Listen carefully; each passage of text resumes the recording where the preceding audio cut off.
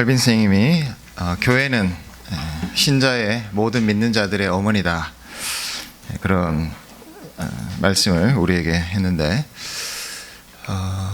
교회가 어머니다, 그것은 이 교회를 통해서 우리가 얼마나 큰 유익을 누리는가, 그것을 단적으로 표현하는 그런 말씀이라고 할 수 있겠습니다. 제가 어떤 노회에 목사님들이 모인 자리에 이제 특강을 한 적이 있었는데, 요즘 이 동성애 문제에 대해서 질문들이 많으십니다. 그 목사님도 이 동성애가 이렇게 심각한데 어떻게 이런 문제들을 좀 우리가 생각해야 되는가, 그런 질문을 저에게 해주셨는데, 제가 순간적으로 많은 생각들이 떠올랐습니다. 왜 이 세상에서 남편과 아내를 통해서 이루어진 이런 것들을 자꾸 거부하는 문화가 일어나는가? 제가 한 12년 전에 2007년에 유학을 마치고 한국에 이제 한국교회에 처음 돌아왔을 때 가장 좀 충격적인 일 중에 하나가, 교회 안에 이 가정들이 많이 어려움을 겪고 있다.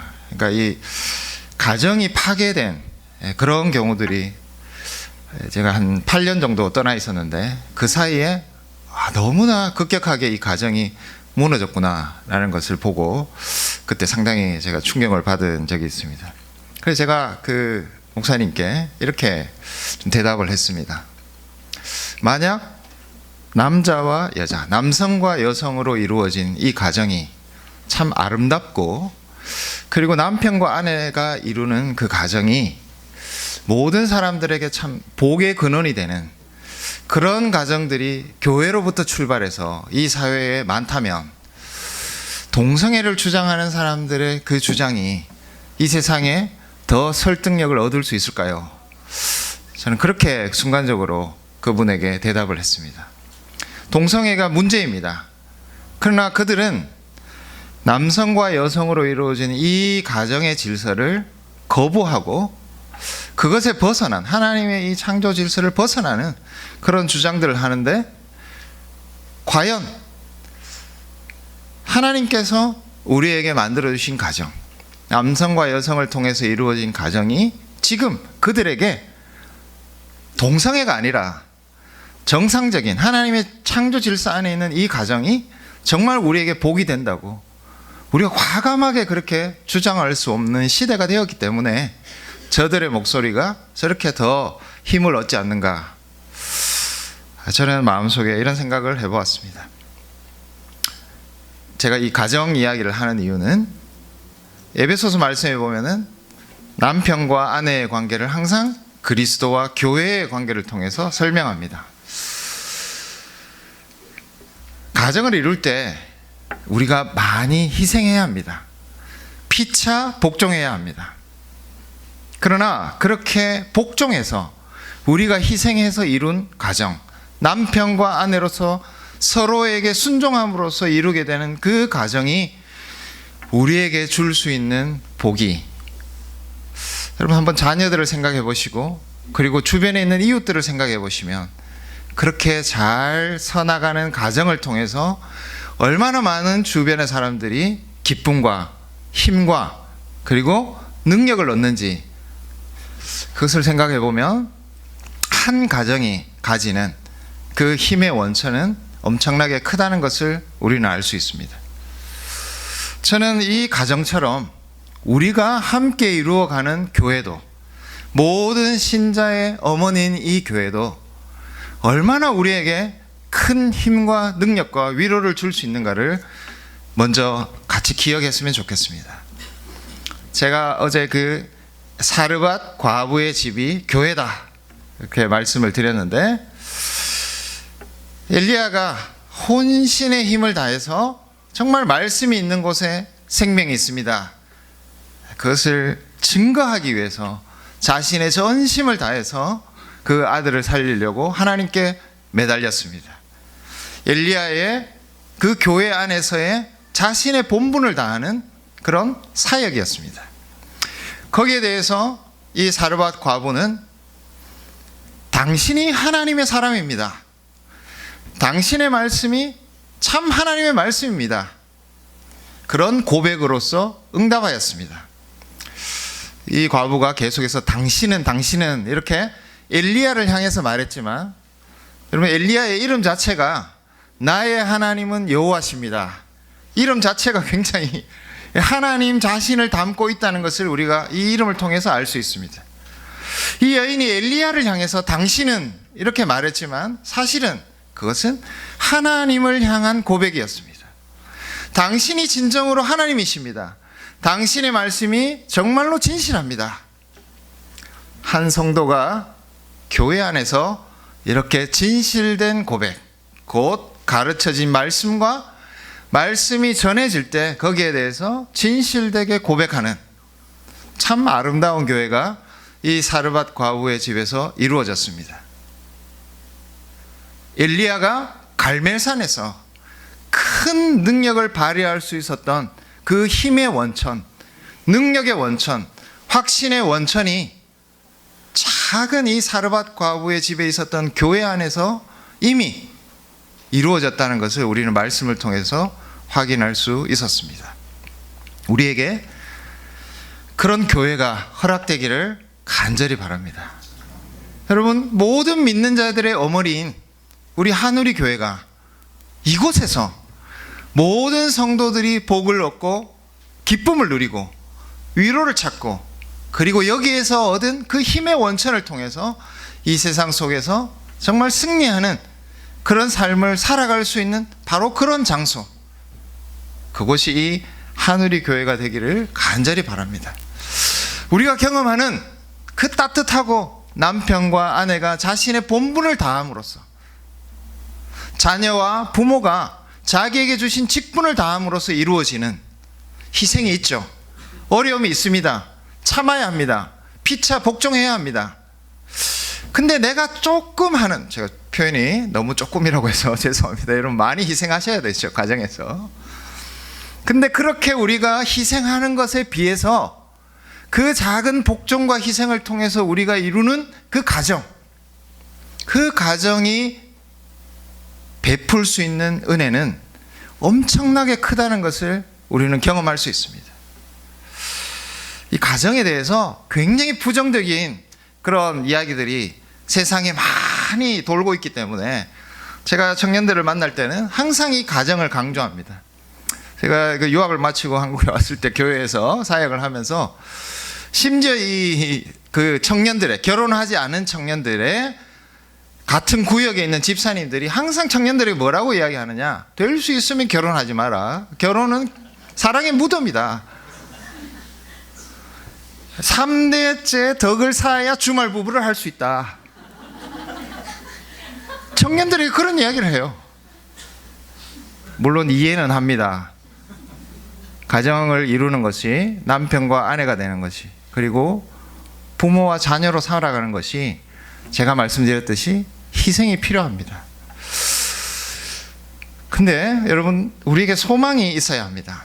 그런 희생을 통해서 우리가 이루게 될 가정이, 거기서 나오는 힘이 얼마나 강력한가를, 그 강력함을 우리가 이 세상을 향해서 드러내야 하는데, 그런 능력이 없어졌기 때문에 심지어 우리 이미 결혼한 가정을 이루신 분들의 그 입을 통해서 이런 부정적인 이야기들이 많이 전파된다는 것을 제가 보았습니다. 비유컨대 여러분, 여러분들 산을 이제 등산을 하시는 분들이 계실 건데, 우리 동네에 있는 뒷산이 있을 것입니다. 산 중에서도 평생 동안 그 뒷산만 오르신 분들이, 아, 산은 원래 이렇게 조그만한 동산이구나, 산은 원래 이런 거야, 그렇게 이야기하면 안 되죠. 여러분, 산 중에는 에베레스트 산과 같은 엄청난 산도 있고, 저기 알프스에 가면은 그 알프스 산맥을 이루는 정말 아름답고 훌륭한 광경을 가진 산들도 있습니다. 근데 산은 원래 이런 거야. 산은 원래 우리 뒷동네에 있는 그 동산처럼 이렇게 보잘것없고 하찮은 것이야. 그렇게 말하면 산에 대해서 왜곡된 것이죠. 여러분, 우리가 이루게 되는 가정은 그리스도 안에서 우리가 남편과 아내로서, 부모와 자녀로서 이루게 되는 과정은 에베레스트나 알프스 산과 같은 그런 산들입니다. 하나님께서 거기에 대해서 소망을 가지고 지금 우리가 이 작은 희생을 통해서 이 엄청난 일을 이루라고 우리에게 가정을 허락해 주신 것입니다. 그 일 때문에 나에게 남편이 되는, 그냥 남녀가 좋아서 이루는 가정이 아니라 남편에게 주신 사명과 아내에게 주신 사명을 이룸으로써 우리에게 이 엄청난 이 세상을 향한 능력을 발휘하는 가정을 이루시도록 그 자리를 허락하신 것입니다. 근데 우리는 그냥 우리가 이룰 가정은 그냥 뒷동산이야. 내가 늘 오르던 그 작은 동네 산이다. 그렇게 생각하고 살아가는 것은 하나님께서 우리에게 가정을 허락하신 그 사명에 어긋난다는 것이죠. 여러분, 교회에 대해서도 똑같습니다. 우리 교회는 원래 이런 교회야. 그것이 아니라 이 교회를 통해서 얼마나 하나님께서 이 세상에 그리고 우리 스스로에게 큰 유익을 주시기 위해서 우리를 이 교회로 부르셨다는 사실, 그것을 우리의 마음속에 소망으로 가져야 합니다. 그래서 교회는 모든 믿는 자들의 어머니입니다. 여기서 우리는 갈멜산에서 승리할 수 있었던 그 힘의 원천을 이 교회에서 얻어야 합니다. 근데 여기에는 반드시 서로의 희생이 필요하죠. 아니, 희생이라기보다는 각자에게 주신 분명한 직분을 다하는 것이 이 교회에서 굉장히 중요하다는 것입니다. 제가 가정과 교회에 대해서 이렇게 길게 말씀드린 이유는 바로 이 디모데전서 말씀이 어떻게 이런 복된 교회를 이루는가, 그 설계도를 우리에게 보여주는 말씀이기 때문에 그렇습니다. 근데 어떻게? 라는 문제에 앞서서 왜? 라는 것을 제가 말씀드린 것입니다. 우리가 함께 교회를 이루는 것은 그냥 이 교회가 잘 되기 위해서가 아니라 이 교회를 통해서 우리에게 얼마나 엄청난 일들이, 얼마나 능력 있는 일들이, 얼마나 큰 소망이 있는 것을 먼저 우리가 바라볼 수 있어야 합니다. 그냥 우리가 이 세상 살아오면서 경험했던 그저 그런 교회로 우리 주님께서는 원래부터 계획하신 것이 아니라 이 교회를 통해서 말할 수 없는 능력과 위로와 기쁨을 얻게 하기 위해서 그 에베레스트 산과 같은 엄청난 광경을 경험하도록 하시기 위해서 하나님께서는 우리에게 이 교회를 주셨고, 이 교회 안에서 우리가 함께 이 교회를 세워가야 되는 사명이 있다는 것을 먼저 생각해야 된다는 것입니다. 어떻게? 라는 문제, 디모데전서 3장 15절 말씀을 함께 보겠습니다. 디모데전서 3장 15절.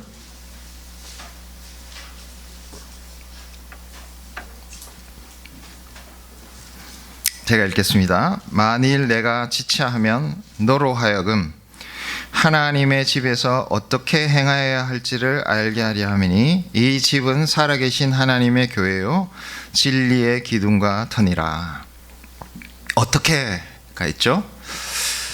이렇게 소중하고 이렇게 우리의 삶에서 정말 중요한, 엘리야가 갈멜산에서 승리할 수 있었던 그 원천을 얻을 수 있었던 그 교회, 사르밧 과부의 집에 이루어졌던 그 교회, 그렇게 우리에게 이 교회는 중요한 것입니다. 근데 이 교회를 이루어갈 때 그냥 우리의 생각대로 이루어가는 것이 아니라 예수 그리스도께서 바울을 통해서 어떻게 이 집을 이루어가야 하는가를 가르쳐 주셨다는 것입니다. 여러분, 출애굽기를 읽어보시면은 이 성전을 어떻게 지어가야 되는가에 대해서 2번 나옵니다.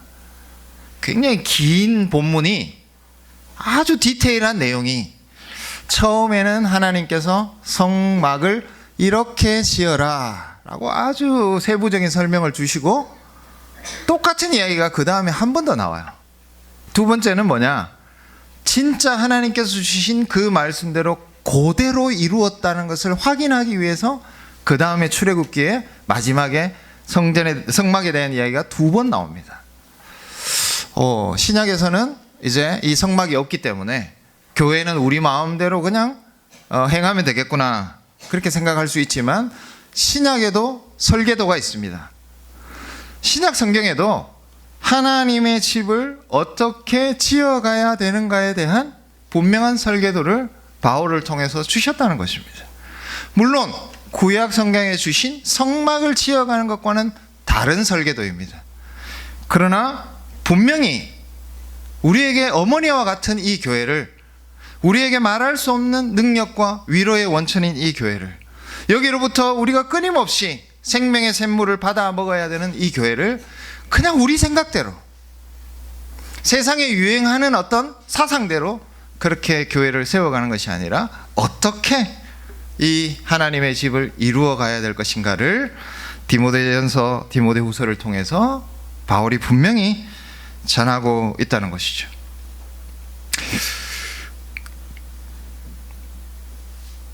디모데전서 말씀에서는 나와 있지 않지만 하나님의 집을 이루어가는 가장 중요한 분은 우리가 잘 아는 것처럼 예수 그리스도이십니다. 히브리서 3장 말씀을 같이 한번 찾아보겠습니다. 히브리서 3장 2절.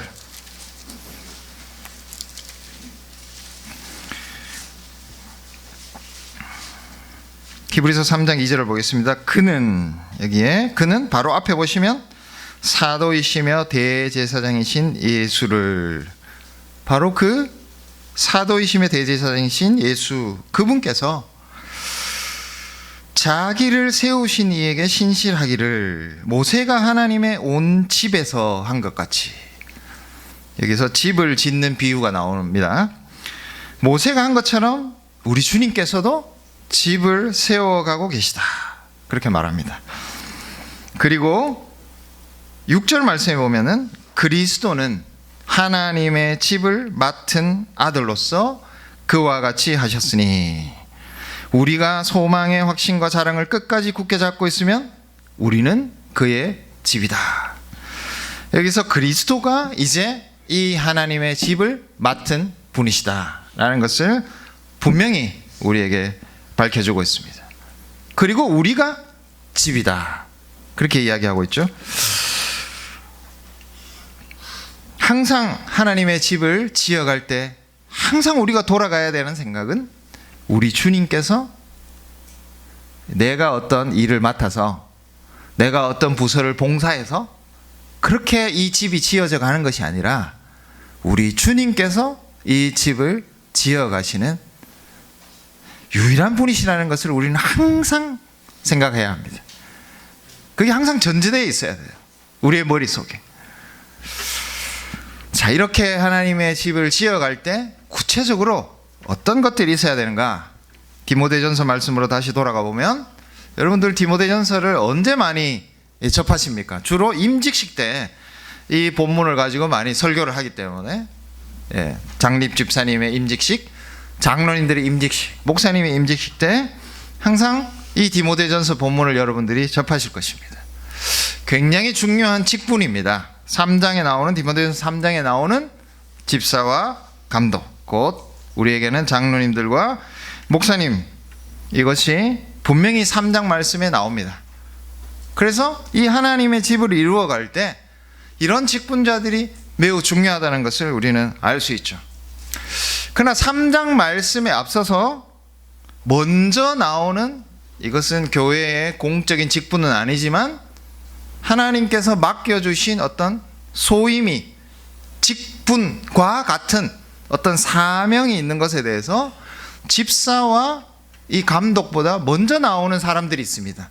먼저 어떤 사명을 받은, 어떤 역할을 받은 사람들이 있는데, 그게 누구냐 하면 남성들과 여성들입니다. 2장 8절 그리고 9절 말씀해 보시면 이 3장 감독과 집사에 앞서서 나오는 말씀을 보시면은 그러므로 각처에서 남자들이라고 되어 있습니다. 그리고 9절에 보면 여자들도 이렇게 되어 있죠. 남성과 여성, 여러분, 우리는 이것을 그냥 성적인 구별로 생각합니다. 맞습니다. 우리가 태어날 때부터 남성으로, 여성으로, 중간에 요즘은 그것이 아닌 성이 많다 그렇게 이야기를 하지만 절대 그렇지 않습니다. 남성과 여성으로 태어납니다. 근데 거기에 하나님께서는 특별한 임무를 주신 것입니다. 남성됨은 그냥 자연적으로 내가 남자다 거기에 머무는 것이 아니라 그 남자됨으로 인해서 하나님께서 맡겨주신 특별한 임무가 있다는 것이 중요합니다. 여성됨은 무엇입니까? 여성이 가지고 있는 여성만의 독특한 임무가 있다는 것이 더 중요한 것입니다. 그냥 자연적으로 성적으로 남성과 여성이다. 하나님의 집에서는 그것이 중요한 것이 아니라 내가 남성으로서 맡은 임무가 있다는 것, 여성으로서 맡은 임무가 있다는 것을. 그래서 교회 안에 있는 모든 사람들은, 여러분 남성 아니면 여성이시잖아요. 모든 사람들은 사실 이 직분적인 사명을 가지고 있다는 것입니다.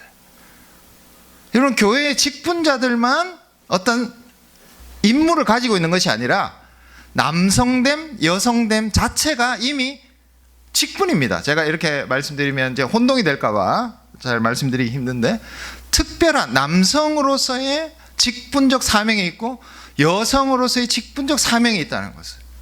그래서 내가 여성이다 그렇게 하면 그냥 성적으로 여성된 것이 중요한 것이 아니라 하나님의 교회를 위해서, 그 교회를 위해서 내가 어떤 임무를 맡고 있느냐가 더 중요하다는 것입니다. 바울 사도가 디모데에게 말하는 어떻게 이 하나님의 집을 이루어 가야 되는가에 있어서 제일 먼저 중요한 것은 모든 사람이 직분자라는 생각입니다. 그냥 남성이 아니라, 그냥 여성이 아니라 남성으로서의 맡겨주신 임무, 여성으로서 맡겨주신 임무를 이 교회 안에서 다 할 때, 그때 이 하나님의 집은 세워져 간다는 것이죠. 집사로서, 감독으로서. 5장에 가면은 참과부 이런 표현들이 나옵니다. 늙은이, 젊은이. 어떻게 보면은 교회를 이루고 있는 모든 사람에 대해서 바울은 디모데전서에서 다 말하고 있습니다. 나이가 많다는 것, 그것도 그냥 자연적으로 늙었다는 것이 아니라 나에게 주신 독특한 사명이 있다는 것입니다. 그래서 교회를 이루는 모든 사람들은 사실상 이 임무를 가지고 있는 직분자라는 사실을 기억해야 합니다. 여러분 모두가 이 교회 안에서 자신에게 주어진 책임을 다하는 것, 그 직분을 다하는 것이 하나님의 집을 이루어가는 데 있어서 중요한 내용이기 때문에 바울 사도는 이 디모데전서 전체를 거쳐서 계속해서 다양한 직분에 대해서, 그냥 여성에 대해서, 그냥 남성에 대해서, 그냥 종과 상전에 대해서, 늙은이와 젊은이에 대해서 자연적인 어떤 것을 이야기하는 것이 아니라 각자에게 주신 임무가 무엇인가, 그리고 이 임무를 다할 때 하나님의 교회가 어떻게 세워져 가는가를 우리에게 이 디모데전서를 통해서 계속해서 말씀해 주고 있습니다. 근데 이런 직분, 사람들에 대해서 이야기하기 이전에 오늘 우리가 읽은 본문 말씀에서 가장 먼저 이야기하는 것이 있습니다. 1장 3절에 교훈이 가장 먼저 나옵니다. 우리가 모두 직분자다. 하나님의 집에서는 다 맡은 분명한 임무가 있다. 그거 이전에 제일 급박한 문제가 있기 때문에 1장 3절에서 바울 사도는 그 문제부터 먼저 이야기를 하는 것이죠. 하나님의 집을 이루어갈 때 제일 우선적으로 주어지는 것이 가르침입니다. 1장 3절에 보면 다른 교훈을 가르치지 말라. 다르게 가르치지 말라. 자, 그리고 10절과 9절 말씀, 1장 10절과 9절에 보면 바른 교훈, 바르게 가르치는 것, 그리고 11절에 이 교훈은, 교훈이라고 해서 여러분 학교에 가면 뒤에 이렇게 교훈, 급훈 이렇게 붙여놓고 그렇게 자꾸 생각하시기 때문에 제가 이제 말을 바꿨는데요. 이것은 가르침입니다. 근본적으로 사도들을 통해서 우리에게 주신 성경 말씀, 그리고 그 성경 말씀에 대해서 하나님의 백성들이 응답하면서 함께 우리가 공유하고 있는 신앙 고백, 이런 가르침이 있어야지 하나님의 교회는 서 나간다는 것을 바울 사도는 제일 먼저 강조하고 있습니다. 직분에 앞서서 교회를 이루는 제일 중요한 기둥은 가르침이다. 근데 이 에베소 교회에서는 어떤 가르침, 다르게 가르치는 가르침이 있었습니다. 1장 4절 말씀에 보면 신화와 끝없는 족보라고 하는 다르게 가르치는 가르침이 있었다는 것이죠. 6절 말씀에 보면, 6절과 7절 말씀에 보면은 이들이 율법의 선생이 되려고 한다, 이렇게 되어 있습니다. 유대교와 상당히 깊이 연결되어 있다는 것을 알 수 있습니다. 신화와 끝없는 족보, 뭔지를 잘 몰라서 제가 이렇게 말씀을 드리는 건데, 이것은 유대교와 연결이 되어 있습니다. 신화는 어떤 것이냐? 단적으로 이야기하자면 천사들에 대한 신화입니다.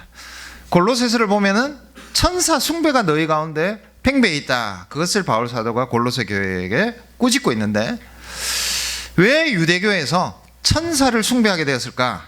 그것은 유대인들이 율법을 매우 중요하게 생각했습니다. 율법 자체를. 근데 사도행전 7장 말씀이나 갈라디아서에 보면은 이 율법이 주어질 때 상황을 묘사하면서 그 율법이 천사를 통해서 주어졌다는 것을 이야기하고 있습니다. 율법이 중요하니까 율법을 하나님께서 어떤 방법으로 주었는가? 천사들을 통해서 주었구나. 그래서 이 천사들이 매우 중요한 존재들이구나라는 생각들이 점점 더 강해지기 시작했던 거죠. 율법이 중요하니까 그 율법의 중요성을 강조하기 위해서 그 율법을 자기 백성들에게 전해준 천사들에 대한 수없는 어떤 환상들이 생겨나기 시작한 것입니다.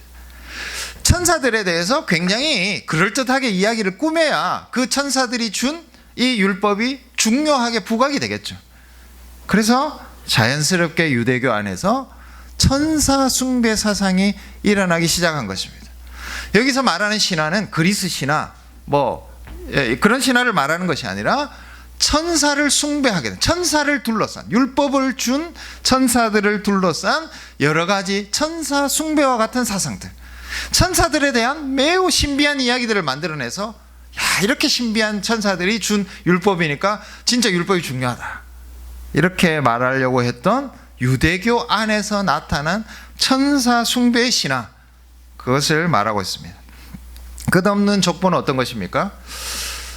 여러분 창세기를 보시면은 창세기를 읽다가 제일 먼저 막히는 곳이 어디입니까? 여러분 항상 성경 통독하실 때 창세기부터 시작하셔야 그죠? 창세기 읽다가 어디에 딱 막힙니까? 족보가 나오면 이름 이거 너무 어렵다. 자, 근데 이 이름이 왜 우리에게 중요하냐라고 하면 하나님께서 주신, 그때는 기록된 말씀이 아니니까 구전, 입으로 이 말씀이 전해지는데 어떻게 이 말씀이 전해져 왔는가를, 그 신실성을 보여주기 위해서 창세기에 이 족보가 등장하는 것입니다. 근데 유대인 입장에서 생각해 보면 어떨까요? 그 창세기에 나오는 여러 가지 족보들, 그 이후에 유대교 안에서 형성된 지파들, 그런 많은 이름들 중에 내가 어디에 속해 있느냐, 내가 어떤 지파냐, 어떤 가문이냐, 거기에 따라서 내 존재가 좀 더 부각될 수도 있고, 내가 좀 별것 아닌 사람이다, 그런 취급을 받을 수 있는 가능성이 유대인들에게는 있었던 것입니다. 그래서 될 수 있으면 이 족보 속에서 내 가문, 한국에도 좀 한때 비슷한 그런 일들이 있었는데 저희 아버지께서도 몇십 년 전이지만 갑자기 족보를 해오셨더라고요. 저희는 족보가 없는 집이었는데 갑자기 족보를 해오신 거, 왜 그러시냐 이렇게 생각해 보면 우리 집이 노비나 이런 집안이 아니라 원래부터 신라 시대부터 왕족인 집안이었다, 이런 걸 좀 확보하시기 위해서 하시지 않았을까라는 생각을 해보게 됩니다. 유대인들이 비슷한 입장인 거죠. 끝없이 족보를 이렇게 찾으려고 했던 것은 자기가 속한 그 가문, 집안을 통해서, 유대인들이니까 이게 직접적이죠. 성경에 나오는 그 족보가 자기에게 직접 연결이 되기 때문에 이것을 찾으려고 했던 경향. 그래서 신화와 끝없는 족보, 여기에 몰두하려고 하는 유대인의 잘못된 가르침을 바울 사도는 여기서 지적하고 있습니다. 근데 여러분들이 이 신화와 끝없는 족보 이야기를 들으면서 우리와는 전혀 상관없는 이야기구나. 우린 유대인도 아닌데, 우린 이방인인데 족보도 없고, 그리고 율법을 그렇게 이 유대인들처럼 충실하게 따르지 않았기 때문에 우리에게는 이런 천사 숭배와 같은 신화도 없으니까 우리와는 상관없는 일이다, 이렇게 생각하실 수도 있겠습니다. 근데 여기서 우리가 한 번 더 우리가 가르침, 우리에게 주시는 가르침에 어떻게 깊이 뿌리 내리고 있는가를 다시 한번 생각하셔야 됩니다. 디모데전서 6장 말씀을 보겠습니다. 6장 3절 말씀. 디모데전서 6장 3절. 제가 읽겠습니다. 누구든지 다른 교훈을 하며, 여기도 또 다른 가르침, 다르게 가르치는 거 그렇게 이야기하고, 바로 이어서 이 다르게 가르치는 것과 동일한 것이 뭐냐라고 설명을 덧붙입니다. 바른 말, 곧 우리 주 예수 그리스도의 말씀과 경건에 관한 가르침을 따르고 있지 않으면, 이렇게 돼 있어요. 우리에게 신화와 끝없는 족보가 없다? 그게 끝이 아니라 우리의 삶 속에서 바른 말, 곧 우리 주 예수 그리스도의 말씀과 경건에 관한 가르침을 우리가 적극적으로 따르지 않을 때 사실은 우리는 다른 가르침 속에 있다, 그렇게 이야기하고 있습니다. 여러분들은 안심하셨는데, 왜? 신화와 끝없는 족보가 없기 때문에 바울이 디모데전서 1장 4절에서 이야기했던 이 다른 가르침은 우리에게는 없구나. 나는 교회 열심히 다니고, 우리 교회는 정통한 교회고, 그리고 정통 교리를 가르치는 이단 교회가 아닌데 내가 이 교회에 몸담고 있으면은 바른 가르침 안에 있는 것이지 우리는 다르게 가르치는 것에 있지 않다. 맞습니다. 그러나 디모데전서 6장에서는 뭐라고 이야기합니까? 바르게 가르치는 것을 적극적으로 따르고 있지 않다면, 우리 주 예수 그리스도의 말씀에 순종하고 걸어가고 있지 않다면, 그러면 우리는 사실상 다르게 가르치는 것 속에서 살아가고 있다. 그 둘 사이에 중립지대가 없다는 것입니다. 여러분, 이 교회를 벗어나는 순간 굉장히 아무것도 없는, 어떻게 보면은 나에게 전혀 영향을 미치지 않는 세상 속으로 가는 것 같지만, 여러분, 제 눈에는 이 교회를 떠나시는 순간 여러분들을 향해서 폭탄이 쏟아지고 있는 것 속에 여러분들이 살아가고 있다는 것을 기억하셔야 합니다. 여러분 눈에 보이는 모든 것들이, 귀로 들리는 모든 것들이 그 속에 가르침을 담고 있습니다. 뭔가가 이 세상에 있는 존재하는 수많은 다르게 가르치는 것들이 우리를 향해서 폭탄처럼 쏟아지고 있는 곳에서 우리는 사실 살아가고 있는 것입니다. 21세기에 와서 한국에서 제일 유행하는, 제일 인기가 있는 산업이 무슨 산업이냐, 이런 표현이 있는데 멘토 인더스트리라는 아주 전문 용어라고 할 수 있겠죠. 여러분, 멘토라는 말씀을 들어보셨을 겁니다. 우리에게 멘토가 필요하다, 이런 말이 굉장히 유행했을 적이 있는데, 멘토 인더스트리가 있다는 것입니다. 어떤 것일까요? 여러분, TV에 보시면은 명사 강의라든지 여러 가지 특강들이 갑자기 유행하기 시작했죠. 옛날에는 TV에 그런 게 없었습니다. 재미가 없으니까.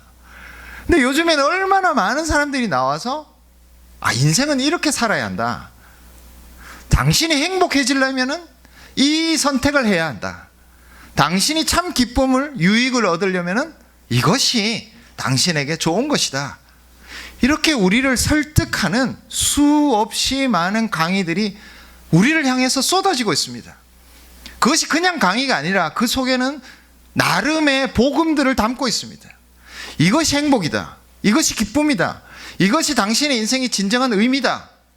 그런 우리를 설득하는 수 없는 가르침으로 가득 차 있는 강의들, 멘토들이 이 세상에 너무나 많아졌기 때문에 그것을 심지어는 멘토 산업이다 할 정도로 멘토 인더스트리, 수없이 많은 강연들이 우리를 향해서 쏟아지고 있는데 그 속에는 복음과 다른 인생의 의미, 행복, 기쁨, 보람에 대해서 우리를 설득하는 내용들이 가득 차 있다는 것입니다.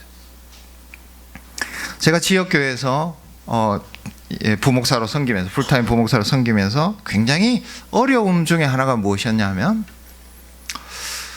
여러분 제가 이렇게 너무 일반화시키면 좀 위험한데, 기독교 채널에서 계속 뭐가 나옵니까? 설교가 나옵니다. 장사하시면서, 그리고 집에서 이게 굉장히 영적이라고 생각하셔가지고 하루 종일 기독교 채널을 틀어놓고 계시는 분들이 많이 계시더라고요. 여러분, 거기에서 설교되어지는 설교가 나중에 이게 역전현상이 일어나는데, 교회에 오셔서 설교를 안 들으시더라고요. 너무 많이 들었어요. 설교를 일주일 내내 너무 많이 들으니까 그 설교에 푹 빠지셔가지고, 그렇게 설교를 열심히 들으시다가 또 한 목사에 빠지셔요. 어떤 성도들은 그 목사에 빠져서, 죄송합니다, 그 목사님에 대해서 제가 뭐를 폄하하고 그런 것은 아닌데, 그 목사의 추종자가 됩니다. 그러면서 이제 인터넷을 검색에 들어가서 그 설교만 듣는 거예요. 교회는 몸만 옵니다. 예배에 와서 이 교회에 주시는, 이 교회의 직분자가 주시는 말씀은 전혀 귀를 닫아버리고, 그것은 전혀 자신의 인생과 상관이 없어지고 그냥 귀에 이렇게 한쪽 귀로 듣고 한쪽 귀로 흘리는 수없이 쏟아지고 있는 설교들, 저는 모르겠습니다. 거기에 나오는 설교들이 진짜 복음의 핵심과 하나님의 말씀이 가르쳐주는 그 진리를 우리에게 정말 말하고 있는 그런 설교인지 저는 의심을 가질 때가 굉장히 많아요.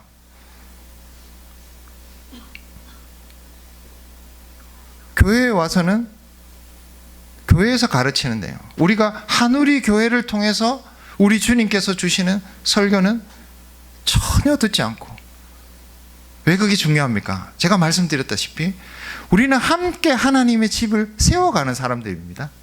그냥 개인이 와서 모여 있는 게 아니에요.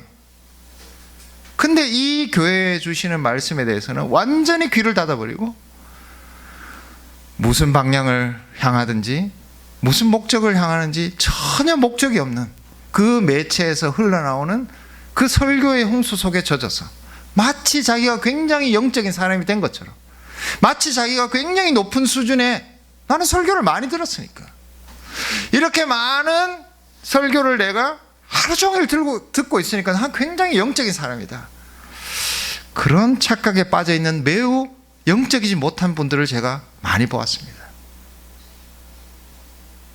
그게 우리가 이 예배당을 나갈 때부터 우리를 향해서 쏟아지고 있는 다른 가르침의 폭탄들입니다. 여기에서 피해가기가 굉장히 힘들어요. 여러분, 광고, 저는 가끔씩 TV에서 하는 홈쇼핑 광고를 봅니다. 굉장히 설득력이 있습니다. 그 홈쇼핑 광고를 계속 보고 있으면 저 물건을 사야 될 것 같아요. 안 사면 굉장히 손해보는 것 같고. 왜 그런 생각이 만들어집니까? 제 머릿속에. 저 물건이 나에게 참 좋은 것을, 유익을 주겠구나.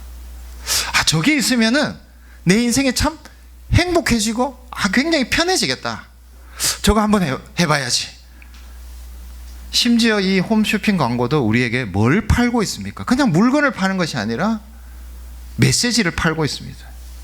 행복과 기쁨과 우리의 인생이 저 물건을 통해서 주어지는 것이다. 여러분, 학교에 가면은 이런 가르침, 다르게 가르치는 것이 없습니까? 대학이나 중고등학교에서도 무엇이 당신의 인생의 최고의 목적인가에 대해서 은연중에 여러 가지 다양한 목소리를 통해서 우리를 향해서, 그것도 굉장히 권위 있는 사람들의, 교수나 선생님들은 권위가 있죠. 학생들에게는 그들의 말이 상당히 설득력을 가질 가능성이 많습니다. 제가 말씀드리는 것은 교수님들이나 선생님들을 미워하라 그런 게 아니라, 그 중에는 때로는 우리가 복음에서 배워야 하는 인생의 목적과 최고의 가치, 거기에 대해서 분명히 다르게 이야기하는 그런 가르침들이 있을 거라는 것입니다. 나는 신하와 끝없는 족보 그거 없어, 그렇게 방심하실 수 없다는 것이죠. 왜냐하면 이 문을 나가는 순간 우리는 이 폭탄 속에서 살아가고 있습니다. 수없이 많은 다른 가르침. 그래서 바울 사도도 뭐라고 이야기했느냐? 끊임없이 너희가 예수 그리스도의 말씀과 경건에 관한 가르침을 끊임없이 따르지 않으면, 그것으로서 우리의 심령과 머리를 채우지 않으면 사실상 우리는 다르게 가르치는 것 속에 살아갈 가능성이 많다. 그렇게 경고하고 있는 것이죠. 여러분, 하나님의 교회가 바른 가르침 속에 세워져 간다는 것은 그냥 우리가 정통 교회에 속해 있다, 그것으로 끝나는 것이 아닙니다.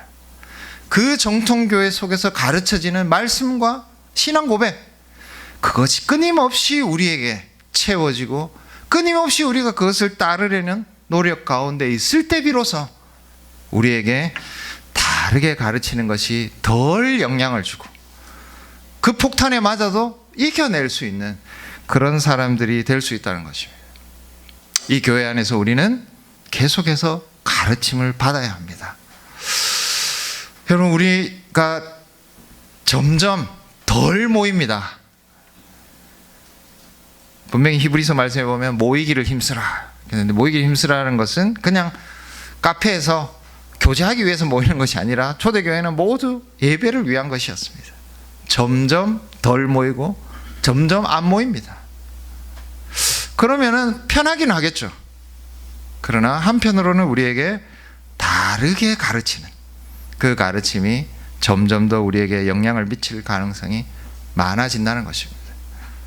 끊임없이 이 교회 안에서 주어지는 참되고 신실한 그런 가르침 속에 우리를 두고 아무리 작은 말씀이라도 그 말씀을 따르려고 몸부림칠 때, 그때 우리에게 다르게 가르치는 것이 점점 줄어들 것입니다.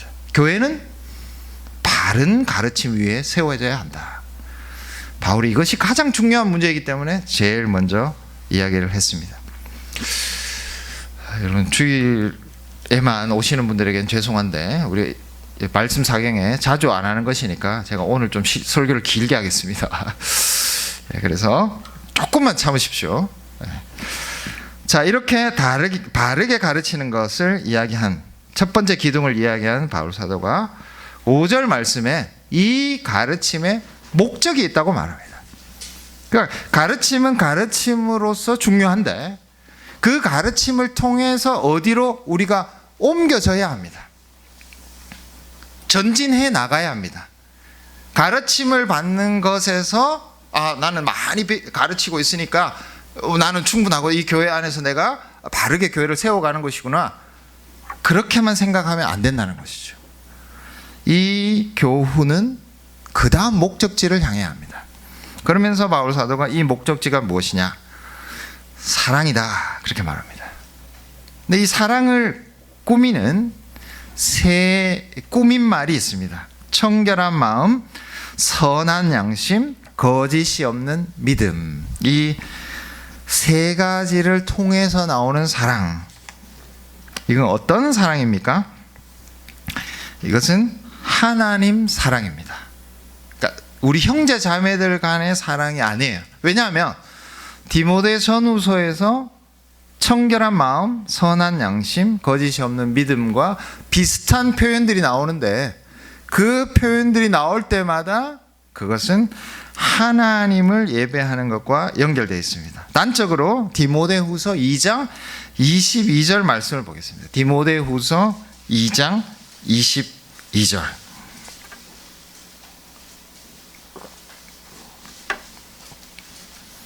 한 목소리로 한번 읽어볼까요? 시작. 너는 청년의 성욕을 피하고 주를 깨끗한 마음으로 부르는 자들과 의와 믿음과 사랑과 화평을 따르라. 여기에 깨끗한 마음, 아까 청결한 마음, 디모데전서 1장 5절에 나오는 표현과 비슷한 표현이 나오는데, 청결한 마음, 깨끗한 마음은 무엇을 하는 거죠? 주를 부르는 것입니다. 쉽게 말해서 우리가 하나님을 참되게 예배할 때 그 심령을, 내면을 뭐라고 이야기하느냐? 디모데전후서에서는 깨끗한 마음이다, 그렇게 이야기한 거죠. 디모데후서 1장 3절을 보겠습니다. 디모데후서 1장 3절. 내가 밤낮 간구하는 가운데 쉬지 않고 너를 생각하여 청결한 양심. 근데 이 청결한 양심이 뭐냐? 하나님께 감사하는 것이다, 이렇게 되어 있습니다.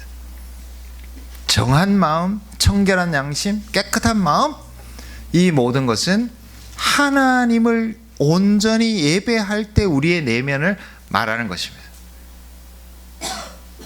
그러니까 디모데전서 1장 5절에서 말하는 사랑은 하나님 사랑입니다.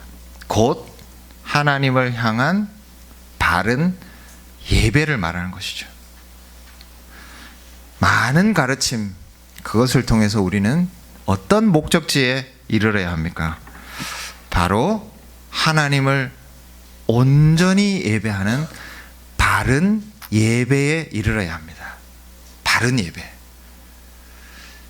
어제도 말씀드렸지만 우리가 주일마다 드리는 이 예배가 교회를 세워가는 가장 중요한 현장입니다. 여기서 이루어지는 말씀의 가르침과 그 말씀을 가르침을 받은 성도들이 하나님을 향해서 고백하는 것. 하나님의 말씀이 정말 진실합니다. 예수 그리스도 안에서 하나님의 말씀은 아멘입니다. 그렇게 응답하는 현장이 바로 이 예배입니다.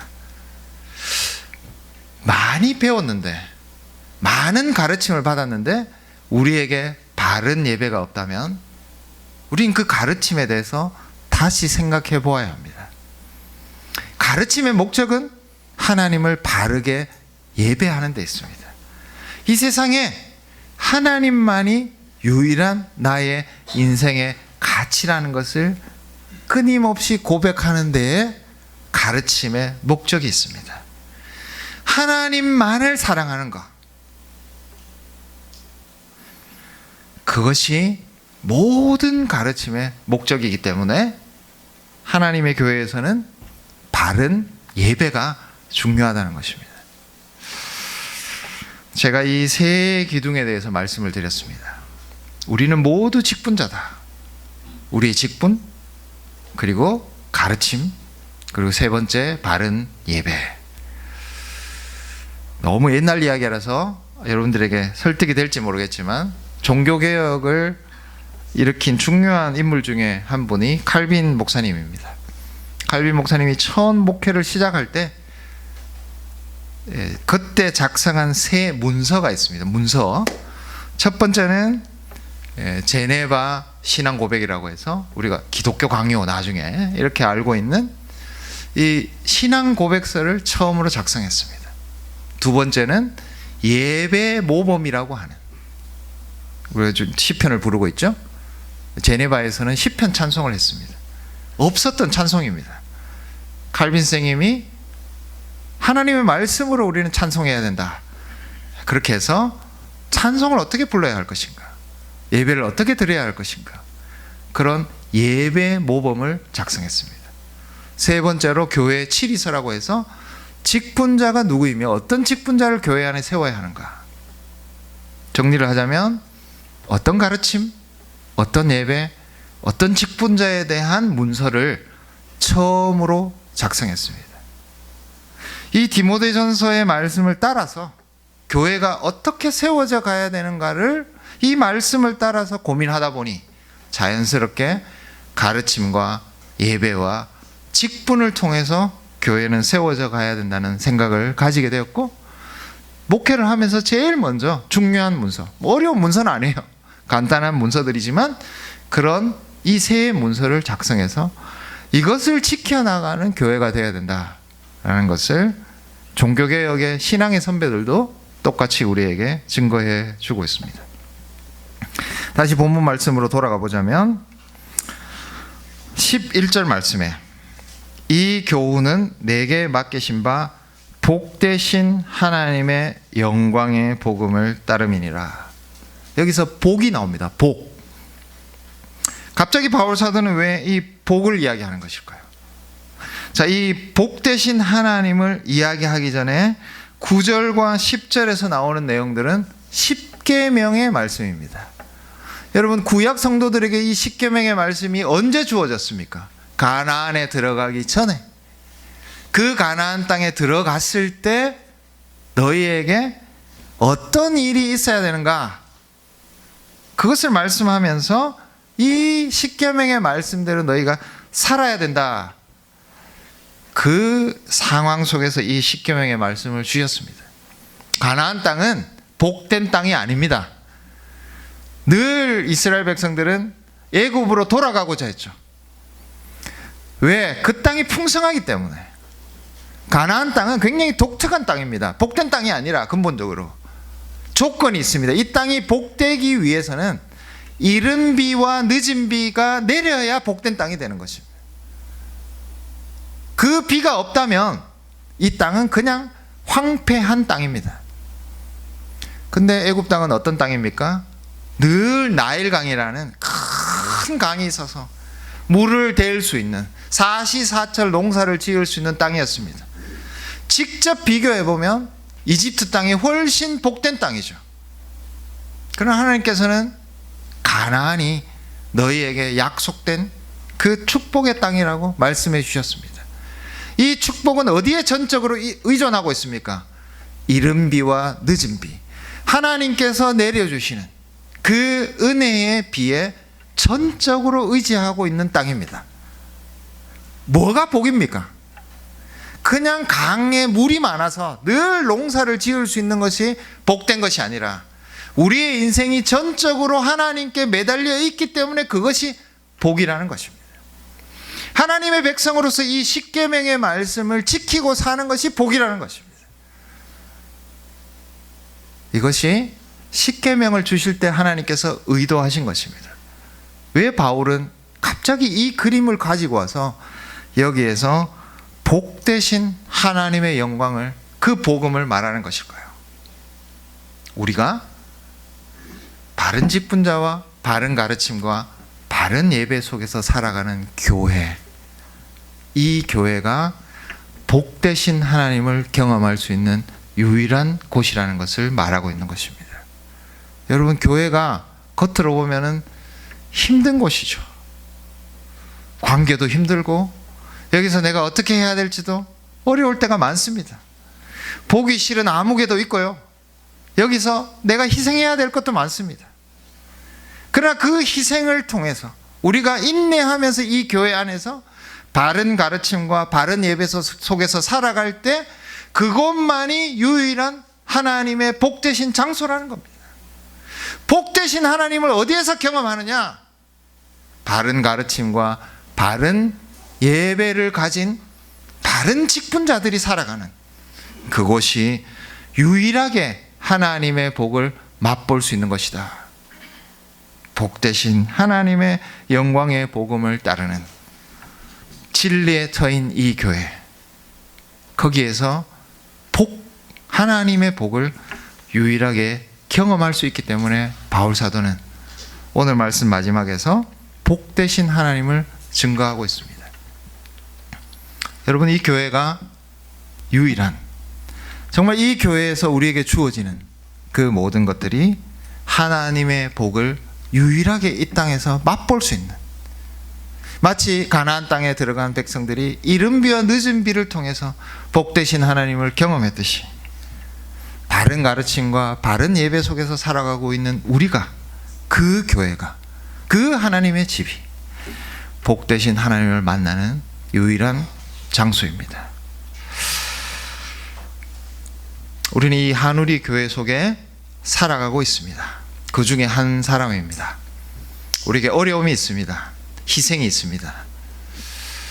그러나 하나님께서 우리에게 주실 그 복에 비교하자면 우리의 희생은 매우 작은 것입니다. 직분자로서 우리에게 주신 소명을 이 교회 안에서 다해가면서 우리가 이루게 될 이 공동체, 한우리 교회, 이 한우리 교회가 주는 위로와 기쁨과 능력은 우리가 희생하는 그 희생에 비하면 아무것도 아닙니다.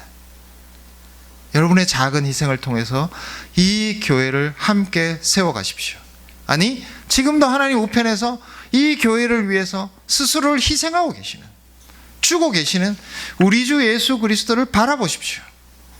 그분께서 어떻게 이 교회 안에 복으로 채워주고 있는가를 끊임없이 사모하면서 바른 가르침과 바른 예배를 드리는 그런 교회가 되십시오.